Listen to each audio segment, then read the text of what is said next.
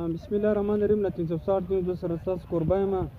لکه څنګه چې ما ذکر وکړی د عیدګاه په باره کې چې دلته غلاظت ګندګیان پرتې دي، په دې باره کې په اسلامي نقطه نظر باندې مولوي جمال الدین صاحب موږ ته څه خبرې وکړي. جی مولوي صاحب، په اسلامي نقطه نگاه باندې په اداره کې چې ککر ولاړ دي، شنه درخته چې په قبر شنه و، دا د هغه قبر د خاوند د بختورتیا یو دلیل.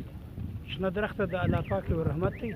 که څوک دغه وایي چې دا ککر د هدرې وخت وایستلی شي، دا نه ده په کار، بلکې د هدرې پر سر باندې چې د قبر پر سر باندې کومه یو چا جنډۍ درولګې وه، یا یو لښته پر درولګې وه، یا یو درخته درولګې، دا د دغو پرې کول هېڅکله نه دي جایز. بخښه غواړم مولوي صاحب، لکه تاسو دا وکتل په دا ادره کې دا ښه غټه ادره ده، لکه ملاقه د نګه قدیم ادره ده، او دا د لورلای ښار دویمه غټه ادره ده. په دې ادرې باندې موږ تاسو ګورو چې د ګندګۍ څخه کوت نه کېږي. هلته دې ګندګي پراته ده چې د انسانانو خزندې شوبه دا ګرد ګنده ده پروت. په دې حواله باندې دا په بد خبر نه وي. دا به ډېر انتهایي ګوټې خبره ده، ډېره بده خبره ده. د مسلمان د قبر ډېر غټ احترام دی.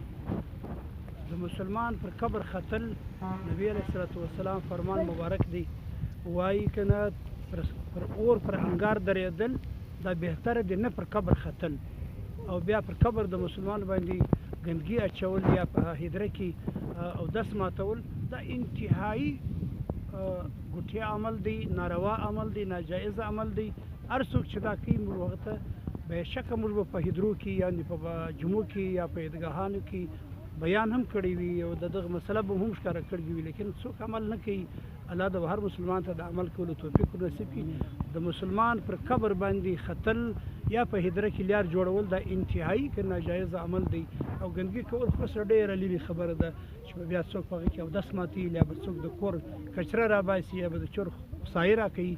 د دغه موږ غندنه کوو چې هر څوک یې کوي. په اخره کې د میسمل کمیټې یا د لورلای له دغه ځوانانو یا د مخیر حضرات څخه ته څه ویل غواړې؟ څه پیغام اخلې؟ زه دا پیغام اخلم چې دلته زموږ د لورلایي ډېر له څو کلو مخته کرسچن والا یو دغه په د میونسپلټۍ کې ملازم وي، هغه باقاعده له ما څخه ریکوست وکړي چې ته په جمعه کې دا بیان وکړي چې باید دا خلک د په دا هدره کې ګندګي او دغه نه کوي. له میونسپلټۍ خو نو چونکې دا ټیم موږ ته دی معلومېږي لکه چې مفلوجه ده، که نه دا ټوله کچره ده له هدرې څخه لرې سي، او چې کوم ګندګي دغه د بل ځای کې نه وغورځولی سي.